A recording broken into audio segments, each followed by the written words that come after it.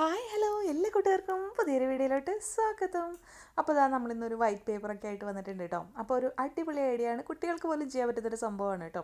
അപ്പോൾ അതിനായിട്ട് നമ്മളിതാ ഒരു ബ്ലാക്ക് കളർ മാർക്കർ അല്ലെങ്കിൽ ബ്ലാക്ക് പെന്നോ എന്തെങ്കിലും എടുക്കാം. ഇതേപോലെ ഒരു വൈ ഷേപ്പ് വരച്ചു കൊടുക്കുക. പിന്നെ ഇതാ വീണ്ടും ഇതേപോലെ ഒന്ന് വരച്ചു കൊടുക്കുക. രണ്ടാമത്തെ വരച്ചു കൊടുത്ത് ഇനി ഇതാ ഒരു മൂന്നാമതും കൂടെ വരച്ചു കൊടുക്കുക കേട്ടോ. അപ്പോൾ ഒരുപാട് ഗ്യാപ്പുകൾ ഇടരുത്. വരയ്ക്കുമ്പോൾ ശ്രദ്ധിക്കേണ്ട കാര്യം എന്താണെന്ന് വെച്ചിട്ടുണ്ടെങ്കിൽ കണ്ടോ, ഇത് ഇത്രയേ പാടുള്ളൂ. അടുത്ത് വരയ്ക്കുമ്പോൾ അതിൻ്റെ തൊട്ട് മുകളിലായിരിക്കണം, ഈ ഒരു ലൈനും തൊട്ട് മുകളിലായിരിക്കണം. അടുത്ത് വരയ്ക്കുമ്പോൾ കുറച്ചുകൂടെ മുന്നിലോട്ട് അങ്ങനെ വലുതാക്കി വരണം കേട്ടോ. പിന്നെ ഈ ലാസ്റ്റത്തെ ലൈൻ ഇതേപോലെ വരയ്ക്കുക. പിന്നെ ഇങ്ങോട്ട് കൊണ്ടുവന്ന് ഇതേപോലെ ചെയ്ത് കൊടുക്കുക. ഇതേപോലെ. ഇനി ഈ ഇതുകളൊക്കെ ഇങ്ങനെ ജോയിൻ ചെയ്ത് കൊടുക്കുക കേട്ടോ. അപ്പോൾ നമ്മുടെ ഒരു അടിപൊളി ഒരു ഫ്ലവറിൻ്റെ ലുക്കിലോട്ട് വരും. ഇതങ്ങോട്ട് ജോയിൻ ചെയ്ത് വരുമ്പോൾ കേട്ടോ. അപ്പോൾ ഒന്ന് കണക്ട് ചെയ്ത് ജോയിൻ ചെയ്ത് കൊടുക്കുക. ഇനി അതിൻ്റെ സ്റ്റെം ഉണ്ടല്ലോ, നമ്മൾ വരച്ചു കൊടുക്കുന്നത് ജസ്റ്റ് നമുക്ക് എങ്ങനെയാണ് വേണ്ടത് വെച്ചാൽ അതേപോലെ വരച്ചു കൊടുക്കുക കേട്ടോ. ജസ്റ്റ് ലൈൻ ഇട്ട് വരയ്ക്കുക. പിന്നെ നമ്മൾ ലീഫ് ഷേപ്പ് ഇതേപോലെ കൊടുക്കുക. ലീഫല്ല, ഒരു സെപ്പൽ പോലത്തെ സംഭവം ഉണ്ടാവില്ലേ, ആ ഒരു സാധനമാണ് കേട്ടോ. നമ്മുടെ ഫ്ലവറിൻ്റെ താഴെ ഉണ്ടാകുന്ന ഒരു സംഭവം ഉണ്ടാവില്ലേ, ഇങ്ങനെ കുനിഞ്ഞു നിൽക്കുന്ന ആ ഒരു ഇത് വരച്ചു കൊടുക്കുക. പിന്നെ ലീഫ് വരയ്ക്കാൻ രണ്ട് മെത്തേഡ് ഉണ്ട്. ഒന്ന് ഇതേപോലെ വരച്ചു കൊടുക്കാം. അതല്ലെങ്കിൽ നമുക്കിതാ ഇതേപോലെ ലൈൻ വരച്ചതിന് ശേഷം ലൈനിൻ്റെ രണ്ട് സൈഡിലോട്ടും ലീഫിൻ്റെ ഷേപ്പ് ഇങ്ങനെ വരച്ചു കൊടുക്കാം കേട്ടോ.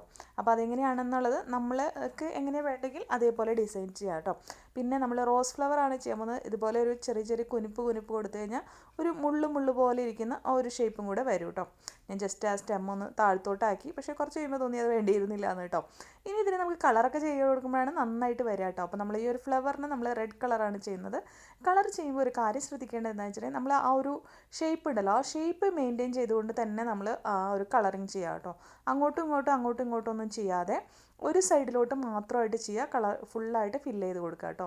അപ്പോൾ ഇത് നമുക്ക് ഏത് കളർ വേണമെങ്കിലും ചെയ്തെടുക്കാം, യൂസ് ചെയ്യാം നമുക്ക്. നമ്മളിപ്പോൾ സ്കെച്ച് പെന്നാണ് യൂസ് ചെയ്യുന്നത്. ഓയിൽ പേസ്റ്റൽസോ കളർ പെൻസിൽസോ ഒക്കെ ചെയ്യാം കേട്ടോ. അപ്പോൾ നമ്മൾ കുട്ടികൾക്ക് ഏതൊക്കെയാണോ ഉള്ളതെന്ന് വെച്ചാൽ അതിനനുസരിച്ച് നമുക്ക് ചെയ്ത് കൊടുക്കാം കേട്ടോ. അപ്പോൾ ഇതേപോലെ ഇങ്ങനെ ഷെയ്ഡ് ചെയ്യുന്ന പോലെ ഇങ്ങനെ വലിച്ച് ചെയ്ത് കഴിഞ്ഞാൽ നല്ല ഭംഗിയായിരിക്കും ഉണ്ടാവുക കേട്ടോ. മുകളിൽ നിന്ന് തുടങ്ങിയിട്ട് ഇങ്ങനെ വരില്ലേ, അതേപോലെ ചെയ്ത് കൊടുക്കുക. അപ്പോൾ ഓരോരോ ഭാഗങ്ങളും ഓരോ പെറ്റലായിട്ട് വരുന്ന വിധത്തിൽ സെപ്പറേറ്റ് ആയിട്ട് ചെയ്യണം എന്നുള്ളത് മാത്രമാണ് ഇതിൽ ശ്രദ്ധിക്കേണ്ട കാര്യമുള്ളൂ കേട്ടോ. അപ്പോൾ നമ്മൾ ഡെയിലി വീഡിയോസ് ഇടുന്നുണ്ട്. നമ്മുടെ വീഡിയോസൊക്കെ ഇഷ്ടമാവുകയാണെങ്കിൽ ചാനൽ കൂടി ഒന്ന് സബ്സ്ക്രൈബ് ചെയ്ത് സപ്പോർട്ട് ചെയ്യണേ കൂട്ടുകാരെ. അതുപോലെ തന്നെ വീഡിയോ ഇഷ്ടമാവുകയാണെങ്കിൽ ഒന്ന് ലൈക്ക് ചെയ്യാനും അതുപോലെ നിങ്ങളുടെ അഭിപ്രായങ്ങൾ കമൻറ്റിൽ പറയാനും മറക്കരുത് കേട്ടോ. ഓക്കെ, അപ്പോൾ ഇങ്ങനെ ഓരോ ഭാഗങ്ങൾ നമ്മൾ ഇതേപോലെ കളർ ചെയ്ത് കൊടുത്തു. ഇനി അതിന് ശേഷം നമുക്ക് ഗ്രീൻ കളർ കൊടുത്തിട്ട് നമ്മുടെ ലീഫുകളൊക്കെ ഫില്ല് ചെയ്യാം കേട്ടോ. അപ്പോൾ ഈ ഗ്രീൻ കളർ കൊടുക്കുമ്പോഴും ഇതേപോലെ തന്നെ നമ്മൾ ചെയ്യണം. ഒരേ സൈഡിലേക്ക് തന്നെ നമ്മൾ കളർ ചെയ്യണം കേട്ടോ. പിന്നെ അതിൻ്റെ രണ്ട് സൈഡുകളും ഉണ്ടല്ലോ, അവിടെ നമ്മൾ കുറച്ച് ഡാർക്കായിട്ടും ഉള്ളിൽ കുറച്ച് ലൈറ്റായിട്ട് വരുന്ന വിധത്തിലാണ് നമ്മൾ ചെയ്തെടുക്കുന്നത് കേട്ടോ. അപ്പോൾ ഇതിലൊരു ലീഫിൻ്റെ അവിടെ ഇങ്ങനെ ലൈൻ സ്റ്റോക്സ് പോലെ ഉണ്ടാവില്ല, അത് നമ്മൾ ഈ ഒരു ബ്ലാക്ക് കളർ വെച്ച് ചെയ്യുന്നുണ്ട്.